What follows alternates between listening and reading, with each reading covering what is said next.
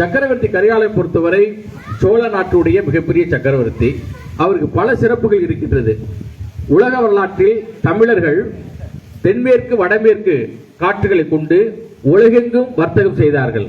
அப்படி வர்த்தகம் செய்வதற்கு காவிரி நதியினால் அதை இருபுறம் கரை கட்டிய காரணத்தினால், கல்லணை அமைக்கப்பட்ட காரணத்தினால் அந்த நீரை கொண்டு மிளகு, அகில், சந்திரன், நெல்கள் இவையெல்லாம் உற்பத்தி செய்து பாய்மர படகின் மூலமாக உலகெங்கும் வர்த்தகம் செய்து தங்கமாக கொண்டு சேர்த்தார்கள்.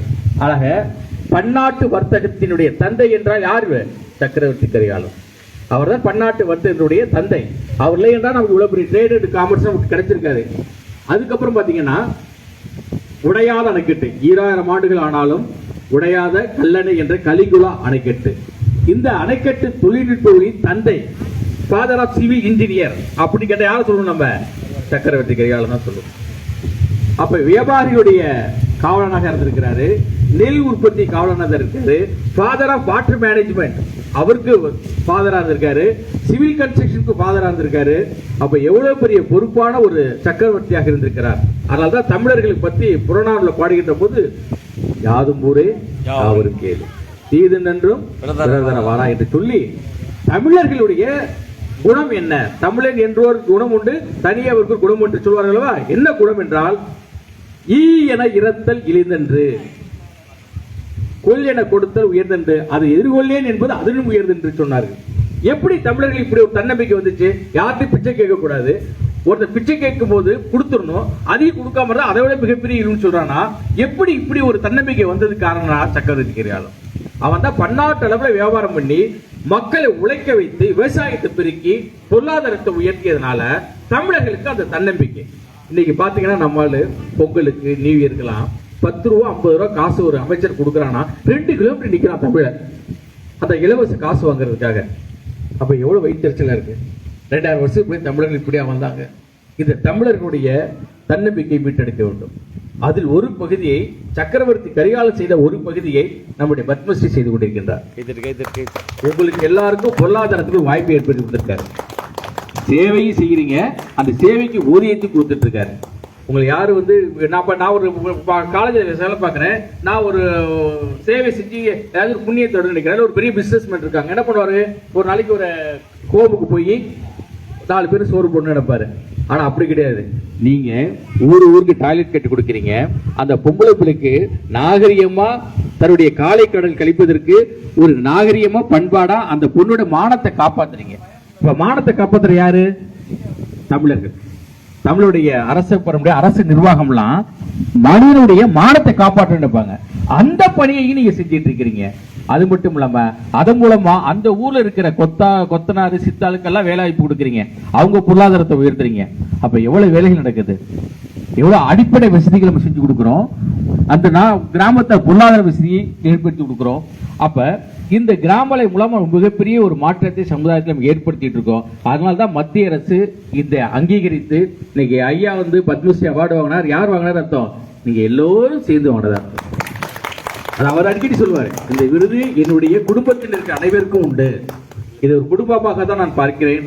நீங்கள் வந்து பத்மஸ்ரீக்கு ஒரு நல்ல பணியாளராக, நல்ல தோழனாக, உற்றார் உறவினராகவும், பணியாளராகவும், நம்பிக்கை உரியவராகவும் 24 மணி நேரம் ஒர்க்.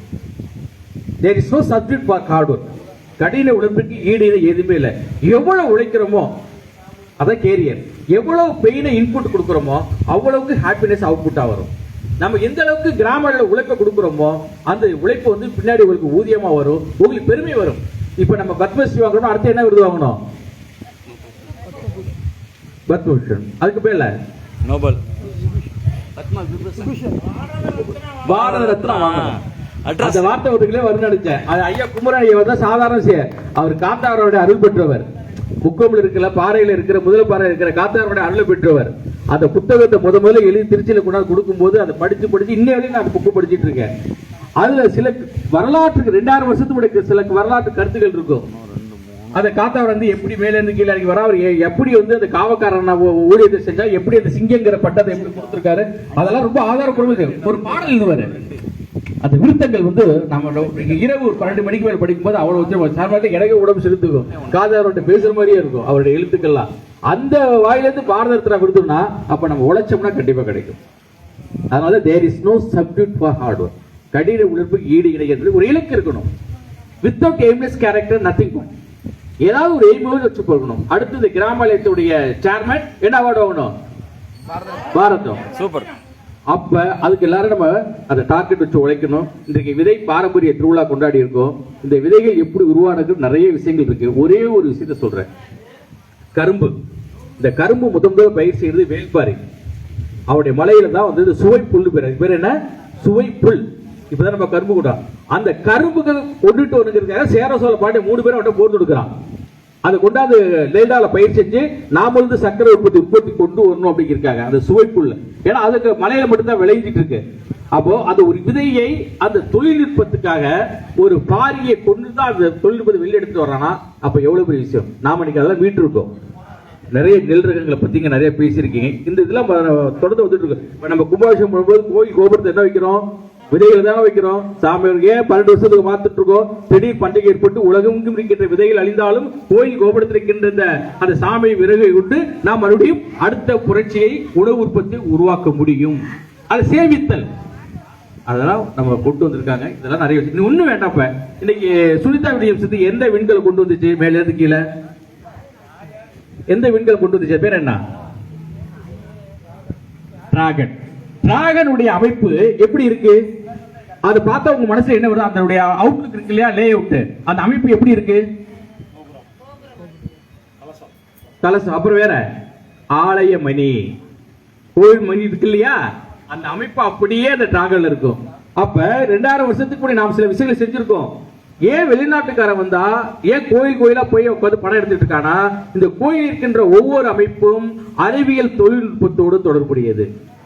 நான் ஸ்ரீரங்கத்தில் பாய்ஸ் படிக்கும் போது என்னுடைய பிராமின்ஸ் ஐயர் நிறைய விஷயம் சொல்லியிருக்காங்க. எல்லா ஐயர் ஸ்ரீரங்கத்தில் பிராமின் ஃபுல்லா அமெரிக்காவில் போய் சயின்டிஸ்டா இருக்கான்.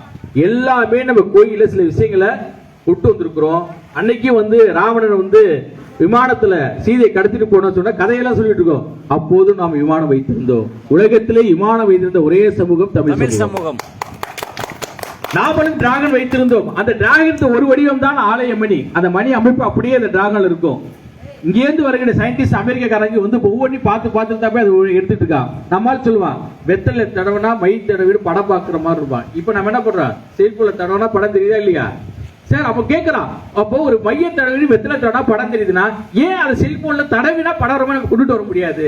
இது ஒரு அறிவியல் கண்டிப்பா ஒரு அடிப்படை உந்து சக்தி. இது மாதிரி நிறைய விஷயங்கள் இருக்கு. ஆனால் அதற்கான நேரம் காலமும் இல்லை. நீங்க ரொம்ப நேரம் டயர்டா காலையில இருந்து விழாவை கொண்டாடிட்டு இருக்கீங்க. வேறொரு சந்தர்ப்பத்தில் தமிழர்களுடைய அறிவியல் சிந்தனைகள், நம்முடைய முன்னோர்கள் செய்த